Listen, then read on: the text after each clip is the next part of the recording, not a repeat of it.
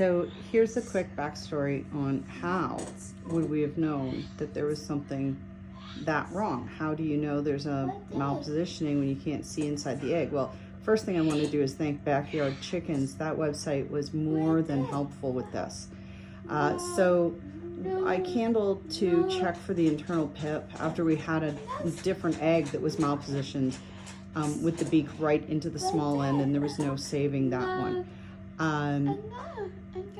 So when we candled to check for the internal pip on Saturday, it was middle of the day. It had already internally pipped, so it had pipped sometime prior to noon.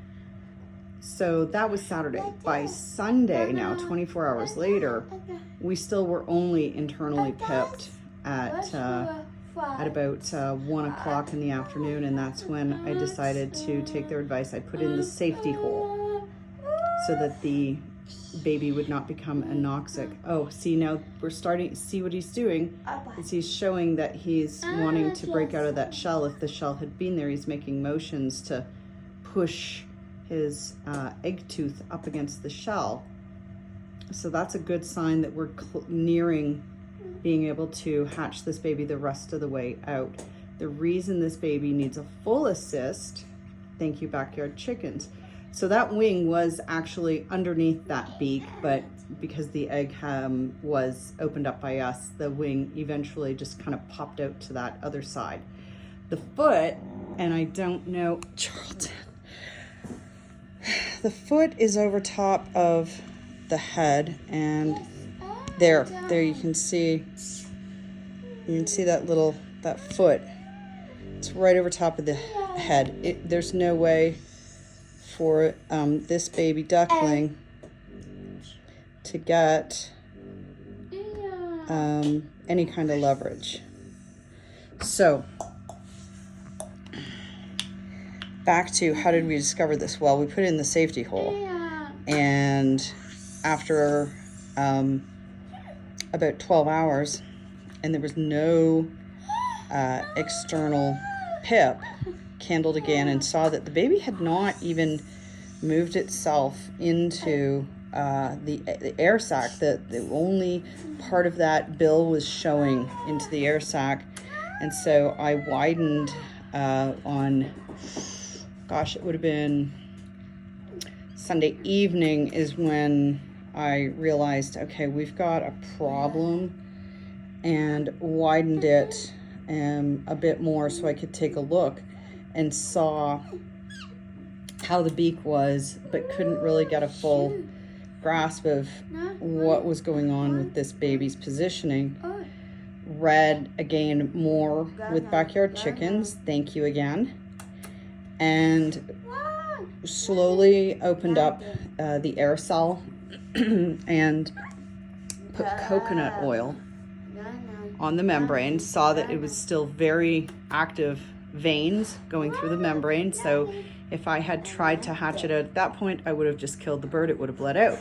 So following their advice, put the coconut oil, put it back in the incubator, make sure the humidity is at least 70%. I had it sitting at about 72, and then on occasion checking and seeing that the baby was kind of trying to push further but couldn't, and at that point opened the membrane a little more because it seemed like the veins had pulled back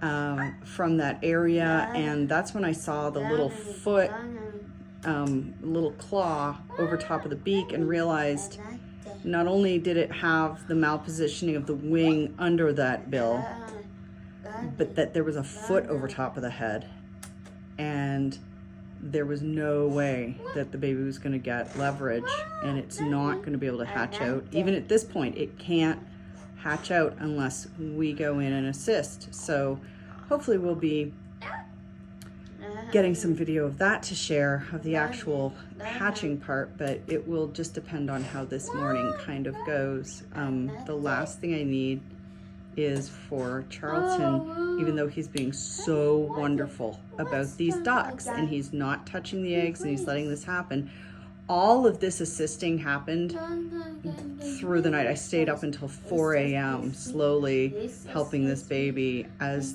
the, you know, membrane was able to be, you know, removed slowly.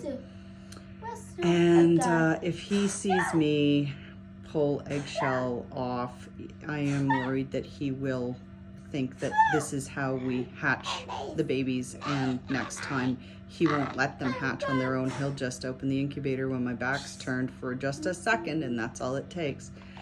So if we don't post a video showing hatching this baby out the rest of the way, just know that what is going to happen is we will slowly take off shell. We will be coconut oiling the membrane as we go. If there's any sign of veins, or if there's any bleeding that happens, the baby will go right back into the incubator.